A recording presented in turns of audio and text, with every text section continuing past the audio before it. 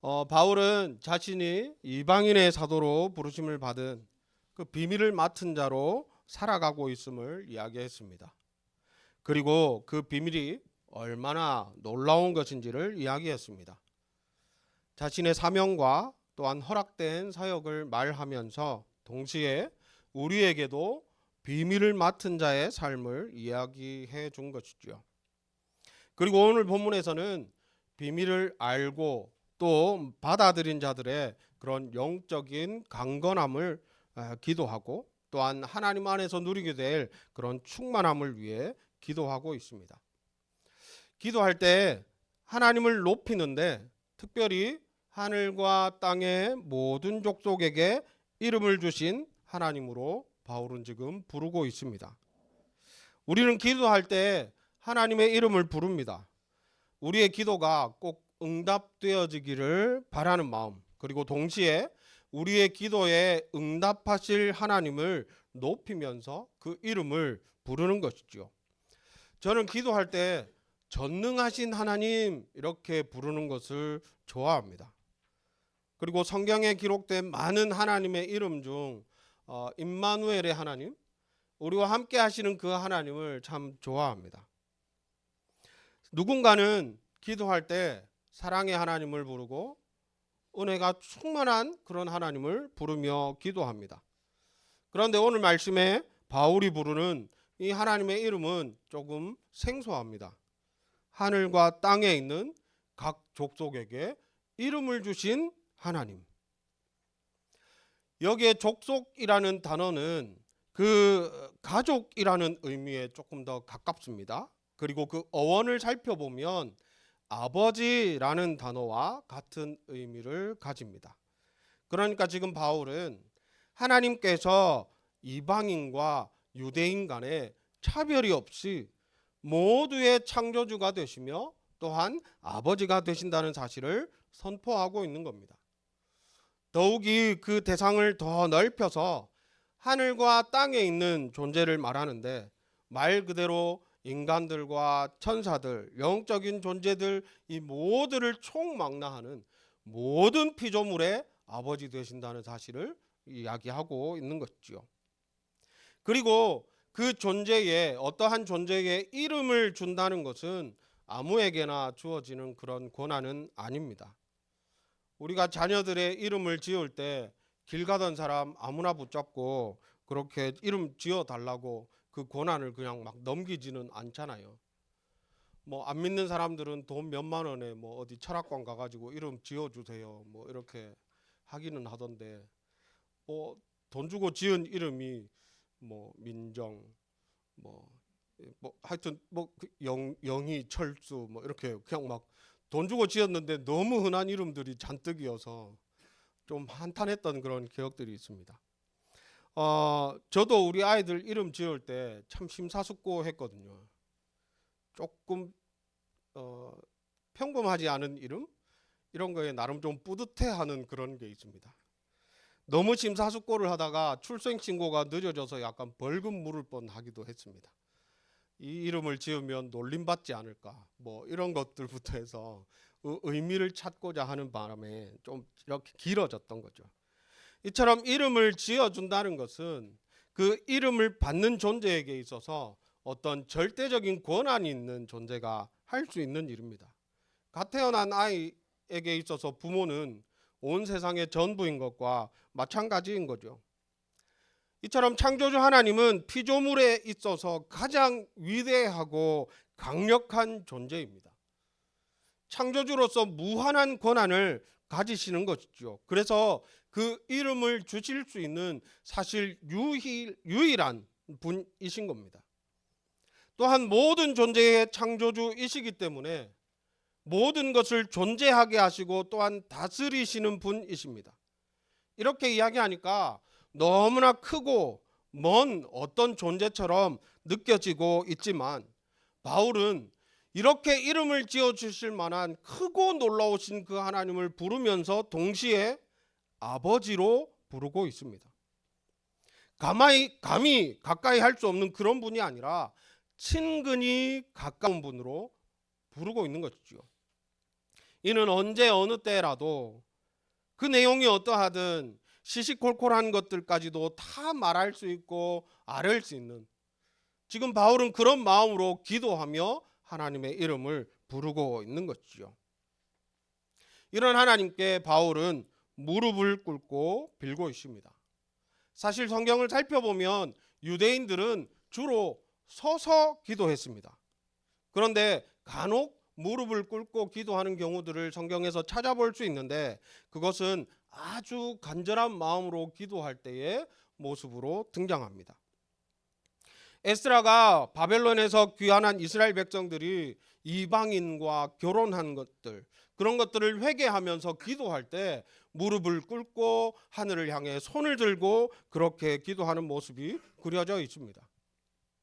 우리 예수님의 기도하는 모습도 잘 알고 있죠. 겟세마네 동산에서 십자가 지시기 전 기도하실 때에 무릎을 꿇고 얼굴을 땅에 대면서 그렇게 기도하셨습니다.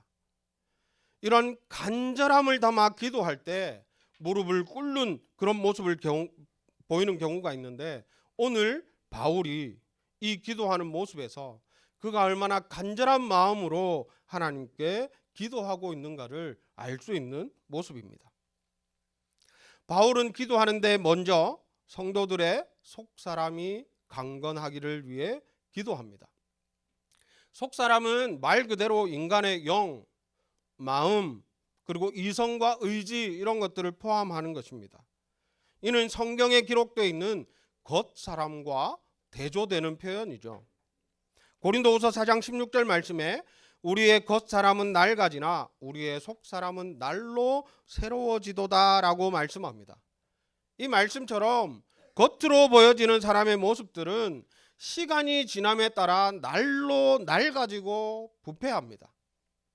하지만 속사람은 이와 대조되어서 하나님의 성령의 은혜 가운데에 거하게 될 때에 날마다 새로워지고 풍성해질 수 있습니다. 그래서 그리스도 안에서 새롭게 만들어지는 새로운 피조물을 뜻하기도 합니다. 이런 속사람의 강건하기를 위해서 기도하는데, 이 속사람의 강건함은 성령으로 인해 가능하다고 말씀을 통해 확인할 수 있습니다.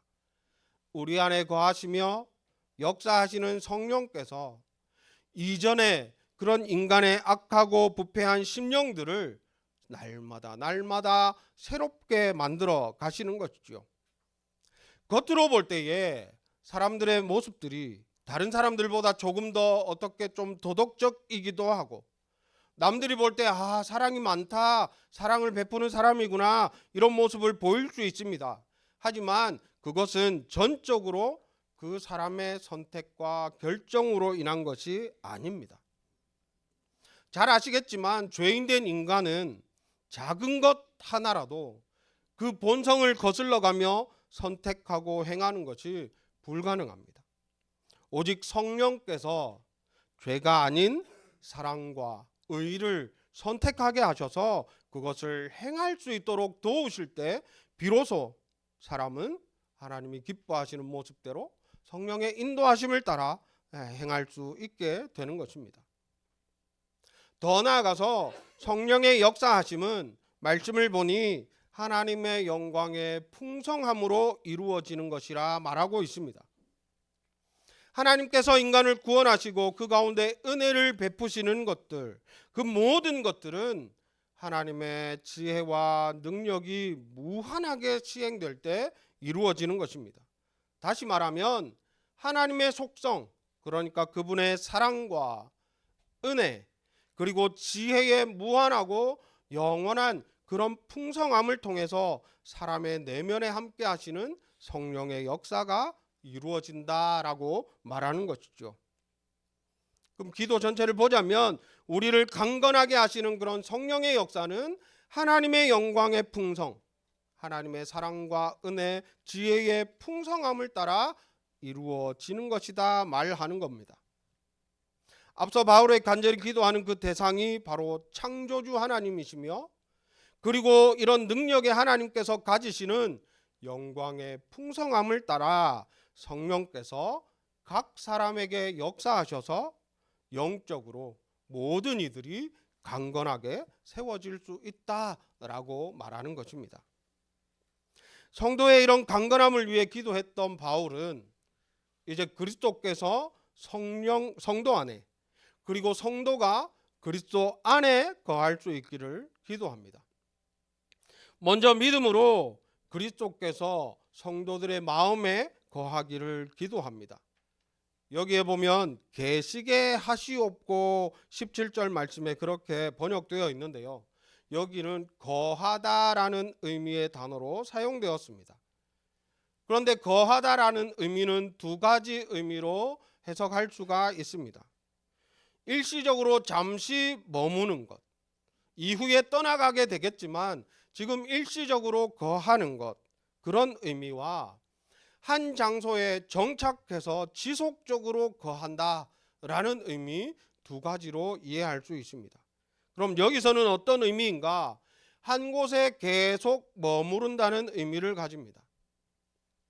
바울은 이방인의 사도로 부르심을 받아 이방인들에게 복음을 전했고, 그 이방인들이 복음을 받아들이며 이제는 믿음 안에 사는 역사가 일어났습니다. 그들을 위해 기도하는데, 그들이 그리스도인의 삶으로서 지속적으로 살아가고자 한다면 처음에 받았던 은혜, 복음을 받아들였을 때 그때부터 내 안에 지속적으로 지금까지 거하고 계신 그 성령의 은혜로 쭉 이어져 오고 있음을 기도하며 앞으로도 그리할 것을 위해서 기도하고 있는 것입니다. 그렇게 복음을 받아들인 자들은 이제 변화를 기대하는 사람으로 성도로 살아가는 자들이기 때문에 함께 그리스도께서 거하실 처소로 지어져 가는 자들입니다. 말 그대로 복음을 받아들였던 그때 그 마음을 잊지 않고 변함이 없이 그리스도와 동행하며 살아가는 자들이 될 수 있기를 위해서 기도하고 있는 것입니다. 그리고 이제 성도가 그리스도의 사랑 가운데 뿌리가 박히고 터가 굳어지기를 기도합니다.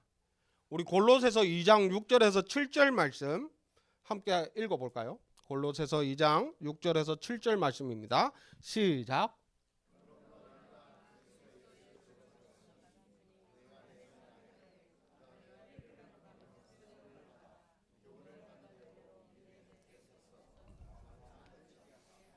아멘. 이 말씀과 사실은 같은 기도인 거죠. 그런데 여기에 박히다, 굳어지다 라는 이 동사는 수동태로 쓰였습니다. 수동태로 쓰여져 있다는 말은 뭐냐? 사람이 여기에 뿌리가 박히고 터가 굳어지려고 애를 쓰고 노력해서 그렇게 되는 일들이 아니다라는 거죠. 우리의 스스로의 어떤 노력과 그런 결심으로 되는 것이 아니라 그리스도 사랑 가운데 뿌리가 박히고 터가 굳어지는 것은 오직 하나님의 은혜로, 성령의 역사하심으로 가능한 일이라는 것을 분명하게 이야기하고 있는 겁니다. 그러니까 하나님께서 은혜를 주셔서 성령께서 역사하여 주셔서 지금 이 성도들이 그리스도의 사랑 가운데에 뿌리가 깊이 박히고 그 가운데 터가 굳어지기를 원한다고 기도하고 있는 것이죠. 그러면 우리가 할 거 없으니까 그냥 감나무에서 익은 감 떨어지기를 기다리며 드러누워서 입 벌리고 누워 있으면 되는 걸까요? 그렇진 또 않습니다. 이 일을 행하시는 그런 하나님의 은혜를 사모하며 그 역사하심을 기대하면서 간절히 걸어가야 하는 것이죠. 이를 통해 에베소 성도들이 그리스도의 사랑 안에서 어떤 외부적인 위협이나 어려움 가운데에서도 결코 흔들리지 않고 견고하게 서 있을 수 있기를 바라면서 바울은 기도하고 있는 것입니다. 예수님께서 내 안에 거하라 나도 너희 안에 거하리라 라고 말씀하시면서 나는 포도나무여 너희는 가지라 그가 내 안에 내가 그 안에 거하면 사람이 열매를 많이 맺나니 나를 떠나서는 너희가 아무것도 할 수 없음이라 라고 말씀하신 것과 같은 그 마음으로 그리스도 안에 온전히 접붙여져서 그 안에서 하나님 기뻐하시는 열매를 맺기를 바라며 바울은 기도하고 있는 것이라 할 수 있습니다. 그리고 이제 우리가 굳게 박히고 굳어지는 그 사랑이 어떠한 사랑인지를 이야기를 하는데요. 사랑의 깨달음을 통해 비로소 강건해지기 때문에 이 사랑이 어떤 일인지를 이야기하고 있는 겁니다. 그런데 강건해지는 이 일이 어떤 특별한 누군가에게만 가능한 것이 아니고 또한 신비로운 어떤 지식을 통해 알게 되는 것도 아니라고 말씀합니다. 능히 모든 성도들과 함께 경험할 수 있는 그런 사랑이라고 지금 바울은 이야기하고 있습니다. 특별히 바울이 이렇게 이야기하고 있는 이유는 당시 교회를 혼란스럽게 하던 그런 영지주의자들을 의식하면서 이렇게 표현하고 있는 겁니다. 잘 아시겠지만 영지주의자들이 주장하는 바는 특별한 누군가만이 가질 수 있는 지식으로 하나님에 대한 모든 것들을 그들만 알 수 있다라고 주장했습니다. 하지만 하나님께서 우리에게 보이시는 사랑은 인간의 유한한 지식으로 알 수 있는 것들을 초월한 사랑입니다. 여기에 기록되어 있는 지식에 넘치다라는 표현은 말 그대로 초월하다, 능가하다라는 의미를 가집니다. 그 사랑의 크기에 대해서는 그 사람의 지식을 초월하는 큰 사랑입니다. 또한 동시에 모든 사람이 보편적으로 누릴 수 있을 만큼 큰 사랑이라고 이야기하는 겁니다. 이는 이후에 19절에 기록한 내용을 포함하는 것으로 성도가 그리스도를 통해 얼마나 크고 놀라운 사랑을 받고 있는지를 분명하게 알려주는 표현입니다. 그래서 19절에 보면 그 사랑이 얼마나 놀라운지 그 넓이와 길이와 높이와 깊이가 어떠한지를 깨달아야 한다고 말씀하고 있습니다. 이 표현 보면 좀 놀랍지 않으십니까? 그 영화나 드라마 이런 것 볼 때 왜 뒤통수 맞은 것처럼 띵 하고 오는 그런 기억에 남는 대사들 이런 거 있지 않으세요? 제가 히어로물 영화를 좋아합니다. 스파이더맨 좋아합니다. 아이언맨도 좋아합니다. 그래서 어벤져스라는 영화를 볼 때 그런 아이언맨이 딸과 대화하는 그런 장면이 있습니다. 그런데 아빠가 딸에게 우주만큼 사랑해라고 이야기합니다. 이제 재우고 나갈 때. 그런데 그 딸이 뭐라고 하냐면 아빠에게 3천만큼 사랑해라고 이야기합니다. 그러니까 이 꼬마가 자기가 알고 있는 가장 큰 수를 이야기하면서 그것만큼 아빠를 사랑해라고 이렇게 하는 장면이 있거든요. 아빠가 감동하면서 이렇게 나가는데 저도 감동스럽더라고요. 약간 어떻게 이렇게 표현을 하지? 막 이런 장면에 아주 그냥 놀라웠던 기억이 있습니다. 그런데 이 본문을 읽을 때도 그랬습니다. 제가 청년 때 우리 스승님하고 이제 에베소서 같이 공부를 하는데 이걸 읽으면서 그 스승님도 그렇고 저도 그렇고 우리는 어떻게 이런 표현을 못하나?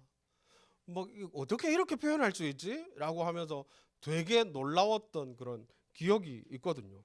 이걸로 찬양을 한번 만들어 보면 어떨까? 뭐 이런 이야기도 해보고. 그런데 사실 찬양으로 만들기에는 사실 입에 착착 감기는 그런 가사는 아니더라고요. 그런데 정말 놀라웠던 그런 기억이 있습니다. 이 모습을 보면서 바울은 하나님의 사랑을, 자기가 누리고 있는 그 그리스도의 사랑을 얼마나 확신하고 있는가가 느껴집니다.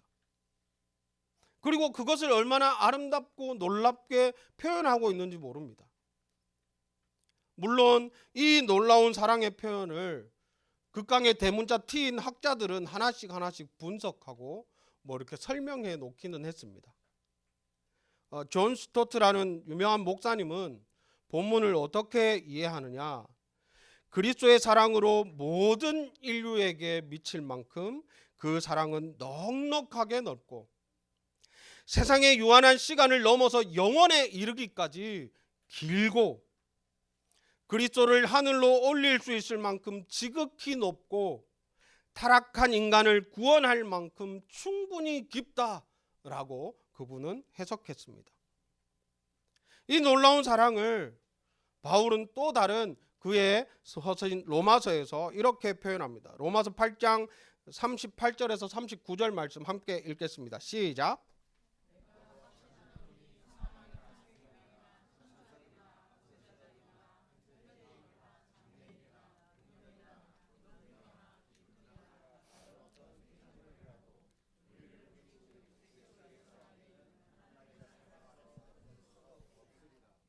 이 표현도 놀랍지 않습니까? 세상의 어떤 존재들, 현재와 장래일, 시간의 그런 순서 가운데 어떠한 것들도, 능력이나 높음이나 기쁨이나 다른 어떤 것들도 그리스도의 사랑에서 우리를 끊을 수 없는 그 크고 놀라운 사랑이 우리에게 주어져 있다. 우리가 그 가운데 거하고 있다라고 바울은 우리에게 이야기해 주고 있는 거죠. 이런 크고 놀라운 하나님의 사랑, 그리스도의 사랑은 성경 곳곳에서 그 실체를 확인할 수 있습니다. 광야 가운데 굶주린 이스라엘 백성들을 위해 하나님께서는 이전에도 없고 이후에도 없을 놀라운 일을 행하셨습니다. 하늘에서 음식이 내리는 거죠.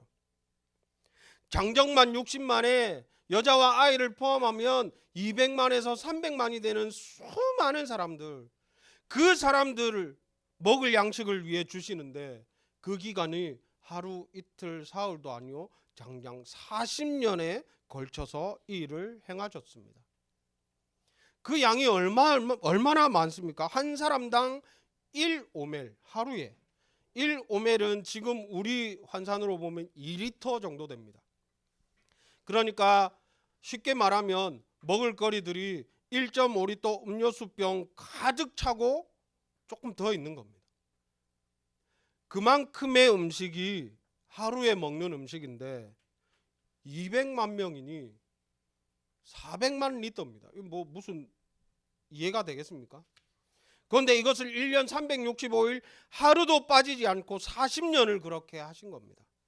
산술적으로 아무리 계산해봐도 불가능한 일이죠.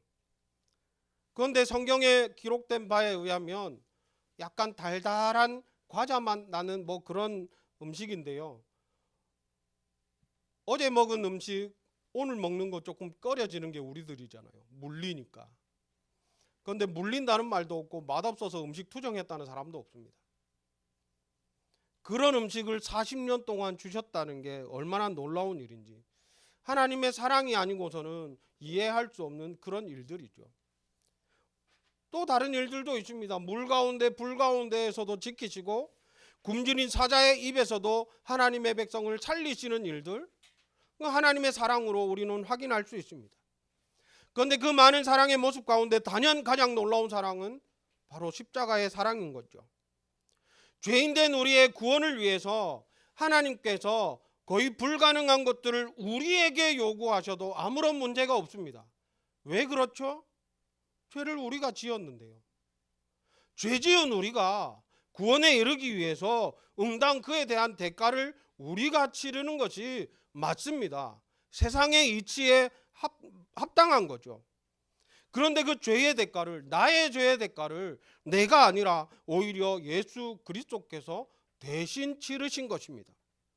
십자가에서 물과 피를 쏟으시며 그 생명을 주시기까지 하셨습니다.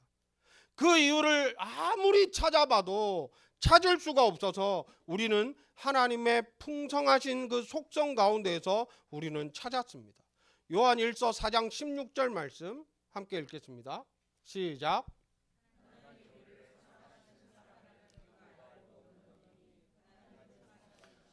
그저 하나님이 사랑이시기 때문입니다 라고 우리는 그 이유를 확인합니다.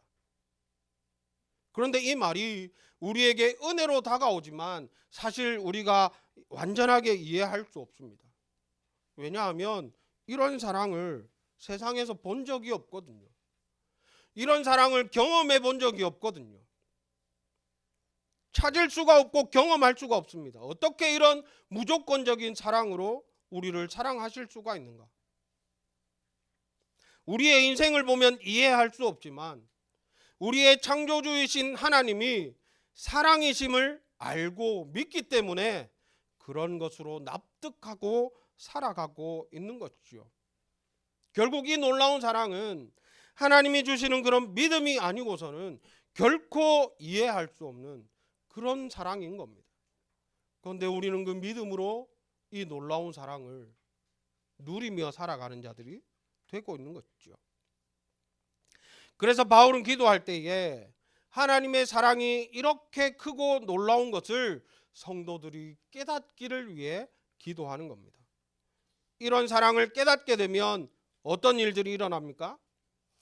하나님의 모든 충만한 것으로 우리도 충만하게 채워진다라고 이야기합니다. 그런데 이 표현이 하나님이 충만하셔서 하나님의 그 충만한 것으로 우리를 채워주신다라는 의미는 아닙니다. 오히려 우리가 걸어가고 있는 성화의 길, 이것으로 이해하면 쉽습니다. 그러니까 하나님께서 우리에게 요구하시는 그런 충만함에 이르는 것, 그것을 의미합니다. 그리스도의 장성한 분량이 충만한 데까지 이르는 것, 그것과 동일한 의미라고 이해하시면 됩니다. 그런데 이 또한 우리의 노력과 의지로 가능한 것이 아님을 알아야 합니다. 하나님의 모든 풍성하심이 차고 넘쳐서 그의 사랑을 깨달은 자들에게 그 풍성함이 영향을 미치고 그 하나님을 바라보는 자들에게 그 풍성함의 은혜가 주어져서 결국 우리가 하나님의 성품을 닮아가는 그 성화의 과정들을 쭉 채워갖고 하나님께서 요구하시는 그런 풍성함에 이르는 길들을 뚜벅뚜벅 걸어가게 되는 것을 의미하는 겁니다. 그러니까 하나님의 놀라운 사랑을 잘 깨달아 하나님의 뜻하심대로 온전한 성도의 삶으로 채워가는 것을 말하는 것이죠. 더 나아가서 하나님의 나라에 이르는 그런 영화로운 삶을 지금 강구하고 있는 겁니다. 이런 모습은 앞선 말씀에서 성령의 역사, 그리고 그리스도께서 우리의 마음 가운데 함께하고 계신 것, 그리고 그리스도의 사랑을 바르게 알고 깨닫는 일을 통해 온전하게 이루어지는 것입니다.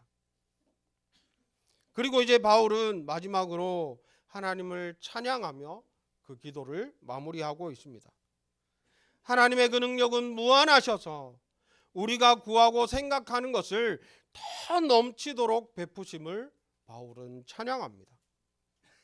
하나님의 능력은 창조하심과 구원하심을 통해 확인됩니다. 이런 하나님의 무한하신 능력은 성도들의 기도에 넘치도록 응답하신다는 확신을 갖게 합니다. 이토록 놀라운 하나님의 영광은 교회 안에서와 그리스도의 안에서 영원토록 성취되고 이루어짐을 찬양하면서 바울은 그 이방인들, 에베소 교회 성도들을 위한 그런 기도를 마무리합니다. 오늘 말씀을 쭉 살펴보며 이 말씀을 통해 우리는 우리를 향하신 하나님의 사랑을 알고 깨닫는 것이 얼마나 중요한 일인지를 다시 한번 확인하게 됩니다. 우리를 이미 창세전부터 예정하신 그 부르신 큰 사랑, 우리가 아직 죄인 되었을 때에 우리를 위해 십자가의 죽으심으로 확증하신 그 사랑, 우리를 예수 그리스도의 날까지 끝까지 견고하게 하실 그 사랑, 우리가 걸어가고 있는 것 같지만 우리가 일어서고 눕고 숨쉬고 나아가는 매 순간이 그리스도의 그 사랑이 아니고서는 살아갈 수 없는 인생을 우리는 너무나 당연하게 살아가고 있다는 것. 그 사랑이 우리가 받는 사랑임을 바르게 알고 깨닫는 우리 모두가 될 수 있기를 원합니다. 세상 그 어떤 것도 이런 하나님의 사랑에서 우리를 끊을 수 없음을 기억하며 담대한 믿음으로 하나님의 사랑을 누리고 그 안에서 강건하게 살아갈 수 있는 우리 모두가 될 수 있기를 간절히 소망합니다.